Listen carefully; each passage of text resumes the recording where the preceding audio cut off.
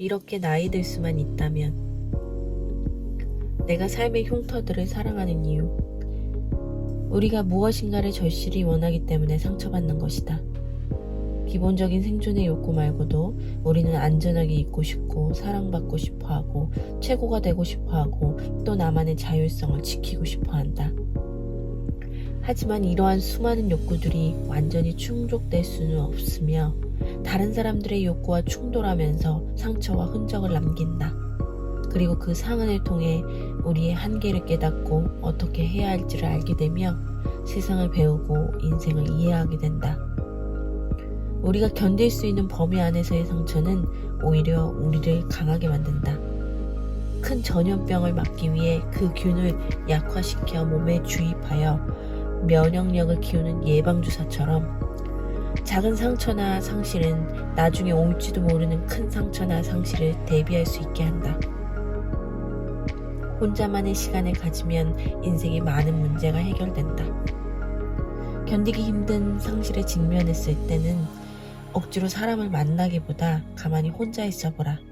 슬픔을 잘 추스르고 나면 저절로 누군가를 만나고 싶어질 테고 그러면 그의 모든 것을 온전히 받아들일 수 있게 될 것이다. 문화심리학자 김정우는 노는 만큼 성공한다라는 책에서 다음과 같이 말했다. 에스키모는 자기 내부의 슬픔, 걱정, 분노가 밀려올 때면 무작정 걷는다고 한다. 슬픔이 가라앉고 걱정과 분노가 풀릴 때까지 하염없이 걷다가 마음의 평안이 찾아오면 그때 되돌아선다고 한다. 그리고 돌아서서는 바로 그 지점에 막대기를 꽂아둔다. 살다가 또 화가 나 어쩔 줄 모르고 걷기 시작했을 때 이전에 꽂아둔 막대기를 발견한다면 요즘 살기가 더 어려워졌다는 뜻이고 그 막대기를 볼 수 없다면 그래도 견딜만 하다는 뜻이 된다.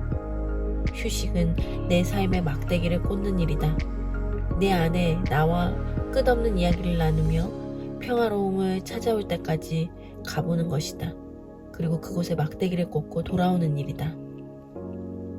내가 치열하게 산 30대를 후회하지 않는 까닭. 30대에는 선택한 것이 무엇이든 아주 틀린 길이 아니라면 할 수 있는 한 최대한의 노력을 기울이는 것이 좋다. 왜냐하면 시간은 정직해서 좋은 것이든 나쁜 것이든 우리가 쏟은 열정과 에너지의 양만큼 딱 그만큼의 결실을 돌려주기 때문이다. 시냅스는 많이 사용할수록 더 많이 형성되어 활성되지만 쓰지 않으면 점차 약해져서 사라지게 된다. 따라서 일을 할 때 최대한의 효율을 발휘하고 탁월한 성과를 내기 위해서는 뇌를 많이 사용해서 시냅스를 계속 활성화시켜야 한다. 결혼한 아들과 딸에게 해주고 싶은 유일한 당부. 요즘 젊은이들은 결혼하면 많은 걸 희생해야 하고 결과적으로 나를 잃어버릴 것 같아서 결혼을 두려워한다고 한다. 그런데 나는 반대라고 생각한다. 나는 오히려 결혼을 통해 내 자아를 더 단단하게 정립할 수 있었다. 엄마로, 의사로, 아내로, 며느리로, 딸로 1인 5역을 해내느라 당시에는 힘들다 못해 억울하기까지 했지만 다른 한편으론 한계에 부딪히면서 나 자신을 제어하는 법을 배우고 더 포용력 있는 사람이 될 수 있었다. 남들과 부대끼며 사느라 하고 싶은 일을 마음껏 못한다는 나를 잃어버리는 건 결코 아니다. 오히려 남들과 더불어 살면서 우리의 자아는 생각지 못했던 방향으로 확장되기도 하면서 성장한다. 그런 의미에서 보자면 나는 결혼이 두 사람이 만나 더욱 풍부한 인생을 만들어 나가는 것이라고 생각한다. 행복한 어른은 가끔 어른아이처럼 놀 줄 안다. 우리는 어른이 되면서 차츰 노는 법을 잊어버린다. 이 나이에 남 부끄러워서 하면서 점잔을 빼고 체면을 차리느라 마음껏 놀지 못하는 것이다.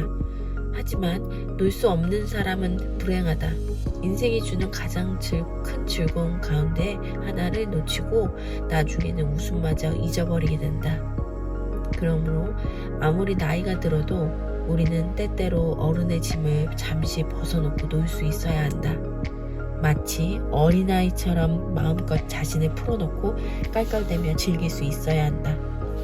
그래야 한바탕 신나게 놀고 난 다음 툭툭 털고 일어나 다시 현실로 되돌아와서 재미있게 세상을 살아갈 수 있다.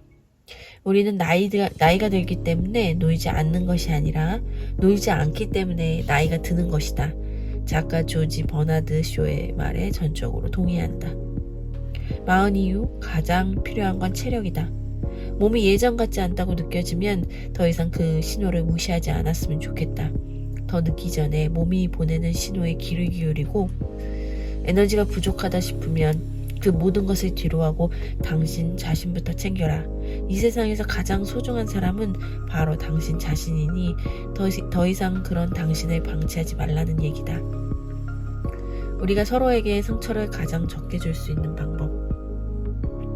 나와 다른 상대의 감정을 최대한 공감하고 배려하며 상처 주지 않도록 노력해야 한다.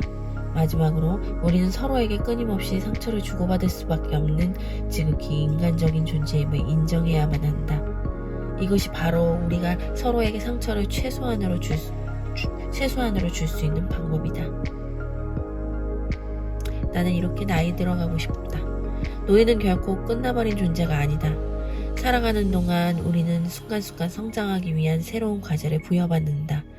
그래서 인간은 죽을 때까지 끊임없이 다듬어지고 재배열되며 새롭게 교정된다. 그러므로 우리는 늙어서도 성장하고 발전할 수 있다. 인생의 각 단계는 우리에게 새로운 변화의 기회를 제공하기 때문이다. 인격도 마찬가지다. 70, 80, 90살이 지나서도 꾸준히 변화한다.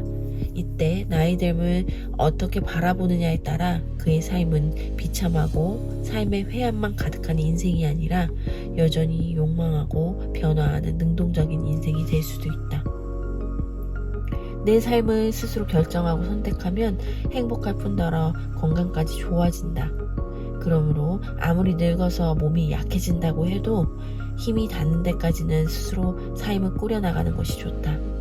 내가 선택하고 결정한 것들이 늘어날수록 삶의 행복감과 성취감과 자존감이 높아지기 때문이다. 186일차 독서였습니다.